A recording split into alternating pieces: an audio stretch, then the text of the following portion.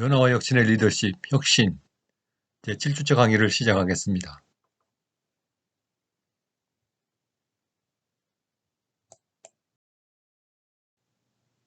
비디오 1에 이어서 계속 수업을 진행합니다.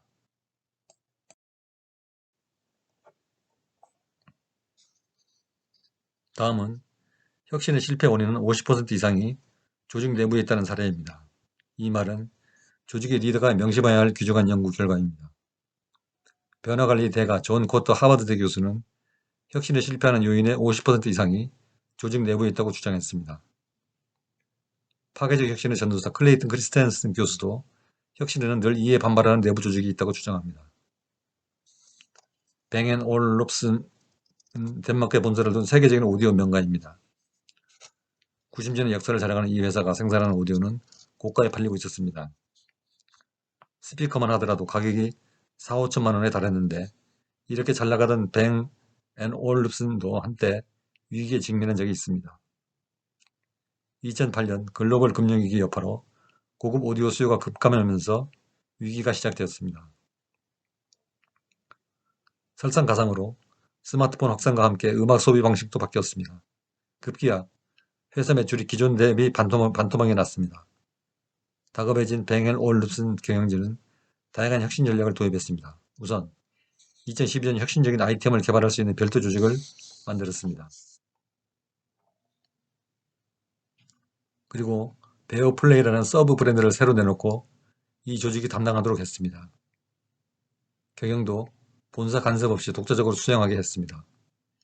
헨리 크라우스 앤 뱅앤 올룹슨 최고 경영자는 종전에 만들지 않던 제품을 출시했기 때문에 백지 상태에서 시작했습니다. 라고 말하며 베어플레이는 일종의 인큐베이터이고 성공하려면 베어플레이 조직의 자율성이 필요했다라고 해석했습니다. 혁신은 성공적이었습니다. 베어플레이는 젊은 층이 선호하는 제품을 쏟아내기 시작했습니다. 휴대용 블루투스, 이어폰, 헤드폰, 소형 스피커 등을 선보였고 결과는 기대 이상이었습니다. 베어플레이는 설립 이후 연평균 60%를 웃도는 성장세를 기록하며 뱅앤 올룹슨의 신성장 동력으로 떠올랐습니다. 베어플레이 매출 비중은 전체 50%를 차지하게 됐습니다. 베어플레이와 같은 조직 운영 형태를 일컬어서 양손잡이 조직이라고 말합니다. 한 손은 기존 사업 중심으로 안정성을 추구하면서 다른 손으로는 스타트업, 신생 벤처기업처럼 혁신적이고 새로운 것을 추구하는 조직 운영을 뜻합니다. 뱅앤 올룹슨 경영진은 최대한의 자율성을 보장하기 위해서 이 조직을 본사에서 약 350km 떨어진 먼 곳에 자리하도록 했습니다. 베어플레이를 기존 조직 내에 설치했다면 기대 이상의 성과를 거두기 어려웠을 가능성이 큽니다. 기업의 규모는 효율성에 비례하지만 혁신에는 반비례할 수 있기 때문입니다.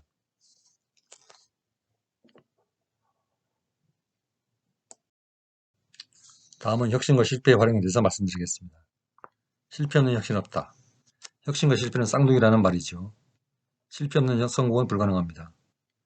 기업 혁신의 역사는 실패에 대한 도전의 역사이며 실패의 경험이 자산으로 기업 내 공유되고 확산될 때에만 성공의 경험을 만끽할 수 있습니다. 기술적 진보를 위해서 필연적으로 무수히 많은 실패를 경험하고 이를 교훈으로 삼으면 성공적인 연구 결과물을 창출할 수 있습니다. 다양한 실패에 대한 원인을 체계적으로 분석해서 공유한다면 후속 연구자들의 수많은 시행착오를 줄일 수 있습니다. 2017년 융합연구정책센터에 의하면 미국, EU, 일본, 중국 등 주요국들은 21세기 초부터 과거 연구 실패 사례를 공공재로 인식하고 이를 공개하면서 활용을 장려해왔습니다. 구체적으로 혁신을 기반으로 한 실패학을 적극 활용해서 실패 재발 방식 및 사전 실패 위험 크기 예측 등을 통해 불가피한 위험을 최소화하는 방안을 탐구하였습니다. 그러나 최근 우리나라 역시 일부 국가연구개발에서 성실 실패를 용인하는 제도를 도입해서 확산하고 있으나 불이익 면제, 제도적 기회 제공 등으로 한정해서 체계적으로 실패 사례를 연구하거나 새로운 혁신으로 이어지는 경우는 드문 편입니다.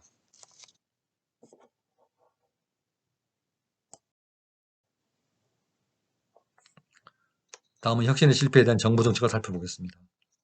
미국의 경우에 2007년 부시 대통령이 서명한 미국 경쟁력 강화법에서 과학기술의 높은 실패 위험을 수반하는 혁신연구의 장려가 국가의 책임이라고 선언하였습니다. 미국 국립과학재단 NSF 등이 추진하는 고위험 혁신을 위한 연구의 핵심은 무한시장 경쟁 시대에서 실패 위험을 동반하더라도 국가와 기업에게 큰 이익을 가져다주는 것이라며 실패 관리 필요성을 역설했습니다. 민간 차원에서는 미국 실리콘밸리가 실패밸리라고 불릴 정도로 수많은 실패 경험에 대한 자선화를 시도하였습니다. 게임 개발자 카산드라 필립스는 2008년부터 벤처 창업자의 실패담 공유를 주제로 매년 회의를 여는 페일콘 행사를 주재하였습니다. 이후 미국을 비롯한 선진국에서는 실패에 대한 공유가 일상화되고 있고, 심지어 실리콘밸리 스타트업 사이에서는 실패가 명예훈장으로 인식되는 등 실패에 대한 인식의 대전환이 이루어지게 되었습니다.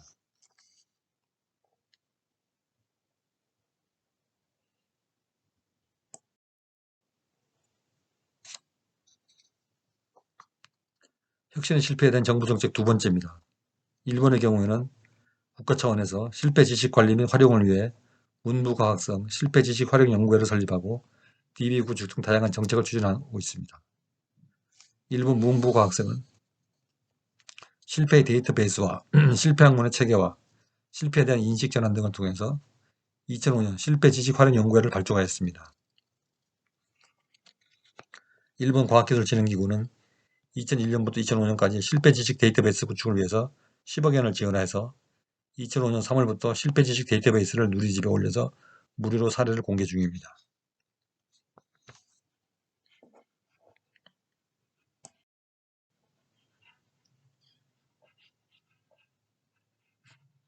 일본 과학기술진흥기구의 연구 실패 데이터는 개인이 기인한 원인, 조직에 기인한 원인, 개인 또는 조직 어느 쪽으로도 책임을 볼 수 없는 원인,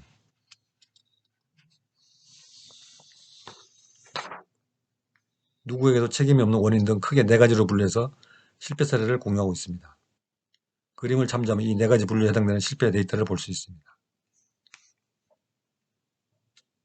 예를 들어서 누구에게도 책임이 없는 원인은 미지의 것으로 이상현상 발생이나 미지현상 발생 등을 사례로 들고 있습니다.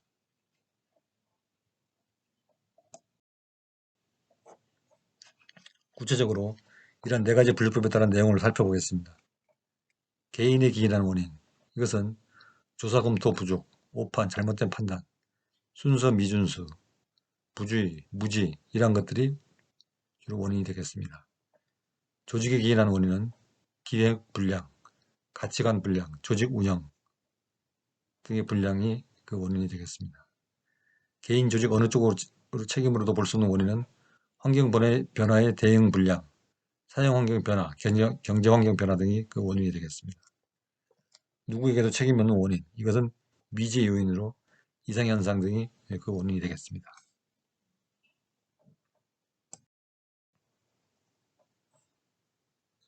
혁신 실패에 대한 정부 정책 세 번째 사례로 한국의 경우를 살펴보겠습니다.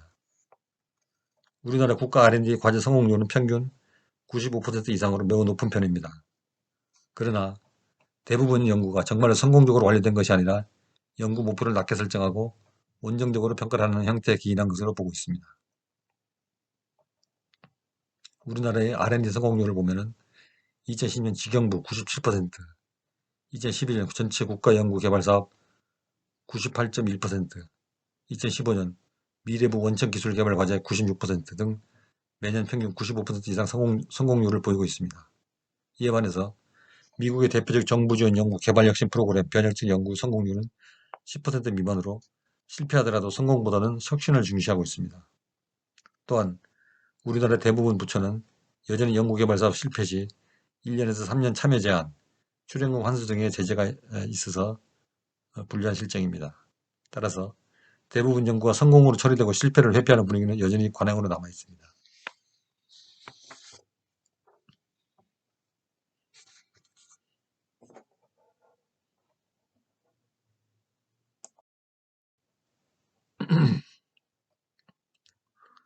다음은 실패를 성공의 자산으로 활용하고 있는 사례를 살펴보겠습니다. 이탈리아의 알레시의 실패 박물관의 사례입니다. 이탈리아 알레시라는 회사의 CEO 알베르토 알레시는 모든 디자인에는 실패가 있으며 그 경계를 알기가 어렵다. 하지만 실패를 많이 하게 되면 희미했던 경계선이 조금 더 뚜렷하게 보인다 라고 했습니다.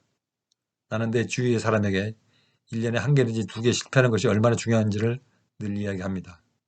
대실패 없이 2, 3년 간다면 우리는 디자인계에서 선두 자리를 잃게 될 것입니다. 라고 주장했습니다.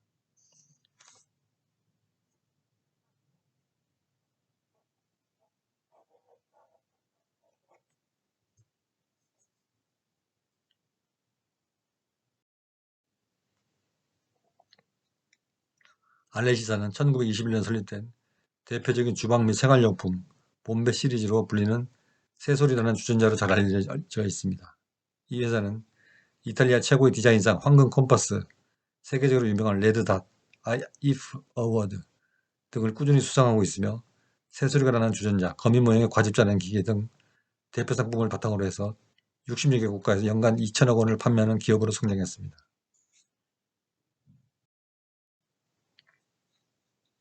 다음은 두 번째 사례로 미국 구글의 실패를 권장하는 조직문에 대해서 살펴보겠습니다.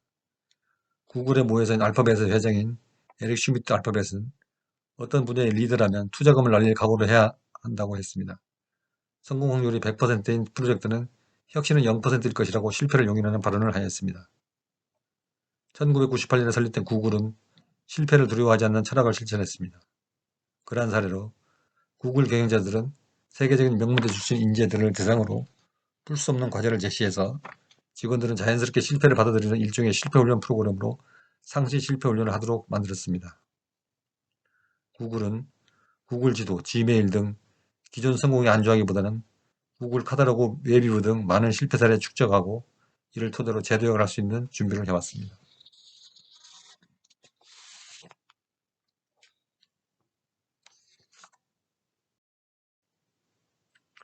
여기 자료는 구글의 실패 사례에 대한 목록입니다. 구글 X, 구글 카탈로그, 웹 엑셀러레이터, 구글 비디오 플레이어, 구글 앤서스, 구글 웨이브, 위키 검색, 구글 음성 광고 등입니다. 각 목록에 대한 조금 더 상세한 설명은 화면 우측의 설명을 참조해 주시기 바랍니다.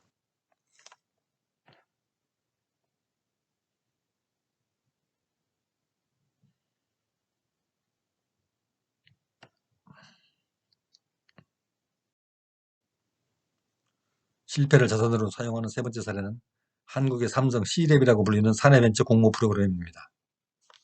이 사례의 특징은 대표를 제외하고 참여한 자는 직급이 모두 같고 완벽한 자율권 보장은 물론 회사 분할에 실패를 하거나 추후 사업이 실패해도 문제 삼지 않았습니다. 즉 추진 과정의 실패 용인과 파격적 보상이 병행됐던 것입니다. 여기서 회사 분할은 연구원이 자신이 참여한 연구에서 얻은 결과로 창업하는 경우를 말하며 보유기술을 사용하는 로열티 면제 등 각종 추가적인 지원을 추진했는데 특히 회사를 분할한 직원이 향후 사업이 어려울 때 경력직으로 재입사를 보장했습니다. 이 프로그램은 총 180개 과제에 750명이 연구해서 결과적으로 스타트업 되었던 회사 분할은 25개, 좋은 아이디어 사내 활용은 63개, 각각 성공률이 64%, 실패율 36%를 달성하였습니다. 이 자료는 2017년 8월 기준한 자료입니다. 이재일 삼성전자 창의개발센터 상무는 2017년 8월 18일 기자회견에서 우리 목표는 실패율 90%라며 성공률을 지나치게 높게 잡아 단순 목표만을 추구하는 안일한 C랩을 원하지 않는다 라며 실패 두려움을 극복할 것을 강조했습니다.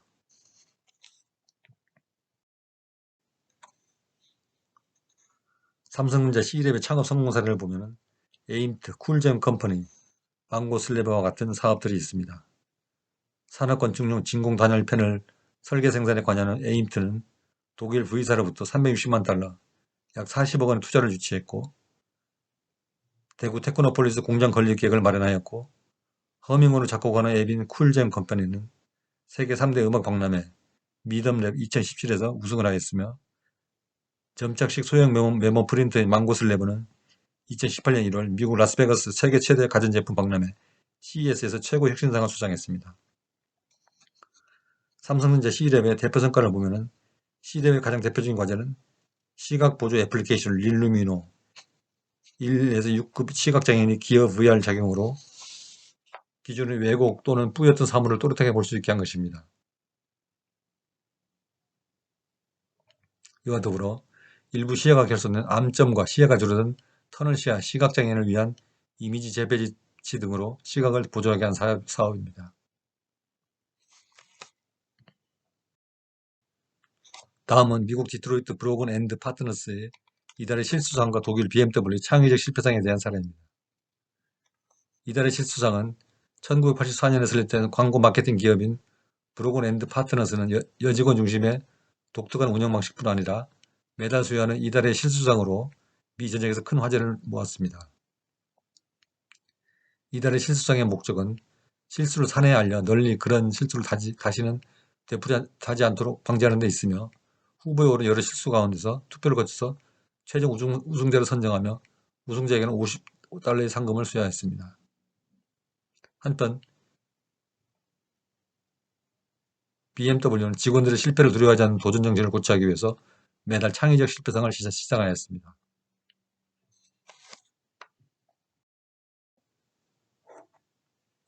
BMW는 기계의 정밀성을 중요시하는 무결점 문화로 인해 창의적 발상을 기반으로 한 과감한 혁신 추진이 부족한 상황이었습니다. 그래서 1983년 레겐스부르크 공장 건설을 계기로 두 가지 행동 규범을 제시하게 됩니다. 첫째, 누구나 실수해도 좋다. 다만 회사에 터무니없는 손상을 입히지 말자. 둘째, 미리 계산된 위험은 허용하자. 이 두 가지 행동 규범으로 과감한 혁신을 추진하게 됩니다. 90년대 초에는 매달 이달의 창의적 실패상을 시상하면서 창의적 도전에 나섰다가 실패한 사원의 영웅적 경험담을 전 직원이 공유하도록 하여 회사의 실패를 성공으로 전환하는 혁신을 하게 됩니다. 그 밖에 고어텍스로 유명한 미국의 고어, 핀란드 게임회사 슈퍼셀 등의 실패 축하 파티, 혼다의 올해의 실패왕, 100만엔 지급 등을 통해 기업 차원의 실패 용인 문화 정책에 노력하고 있는 사례들이 있습니다.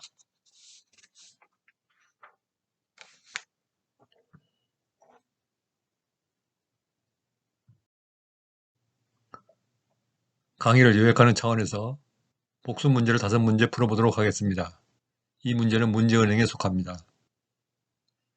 1번, 상대의 입장과 감정을 이해하고 느끼는 것을 칭하는 말은 무엇인가요? 1. 공감, empathy. 2. 동정, sympathy. 3번 애정, affection. 4번 소외, alienation. 이거는 강의 서두에 공감이라고 배웠죠. 공감. 상대의 입장과 감정을 이해하고 느끼는 것을 공감이라고 합니다. 감정이입이죠. 두 번째, 혁신의 의미로 보기 어려운 것은 무엇인가? 1번, 창조적 혁신. 2번, 근본적 혁신. 3번, 파괴적 혁신. 4번, 점진적 혁신. 혁신의 의미로 우리가 생각할 때 세 가지를 들었죠. 첫째, 창조적 혁신, 근본적 혁신, 파괴적 혁신 이 세 가지입니다. 점진적 혁신은 그 용어상으로도 맞지가 않죠. 혁신이라는 것은 급격한 변화를 초래하는데 점진적이라는 말은 혁신과 어울리지가 않죠. 정답은 4번 점진적 혁신입니다.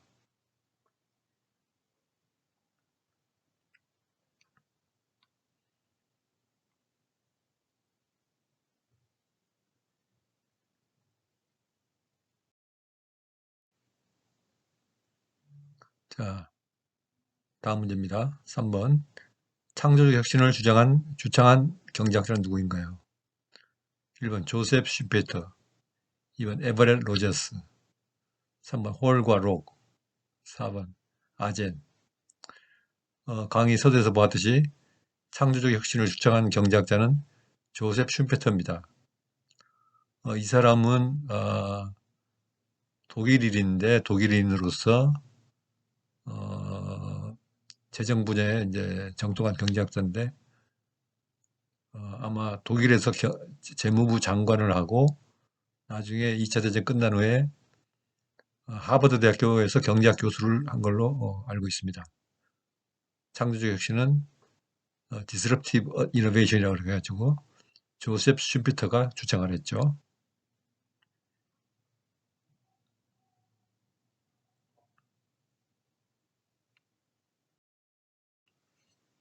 4번 문제입니다.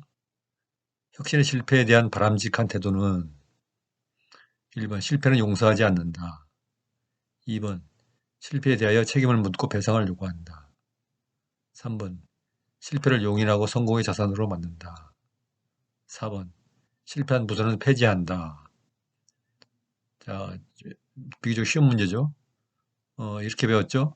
실패를 용인하고 성공의 자산으로 만들기 위해서 각 기업이나 정부에서는 여러 가지 정책들을 시행하고 있고 기업도 여러 가지 그 인센티브를 주어서 동기부여를 하고 있습니다. 즉 실패를 받아들이고 이거를 기초로 해서 성공의 자산으로 만드는 것이죠. 그래서 혁신의 실패에 대한 바람직한 태도는 3번 실패를 용인하고 성공의 자산으로 만든다.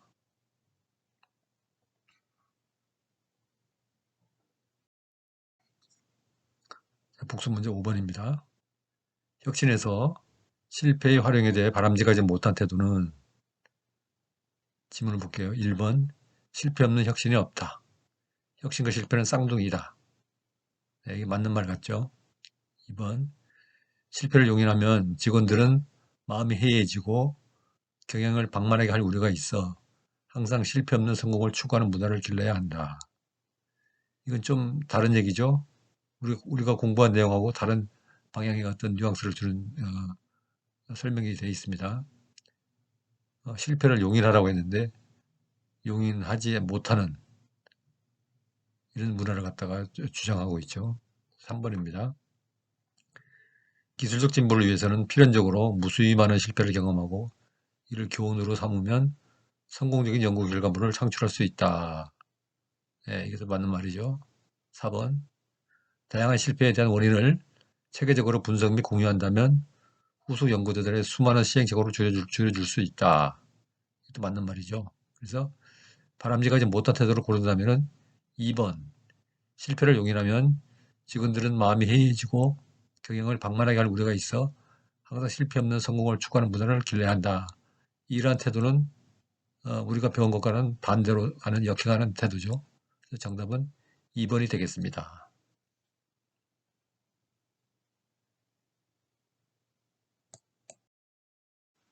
제7차 시강의를 요약하겠습니다.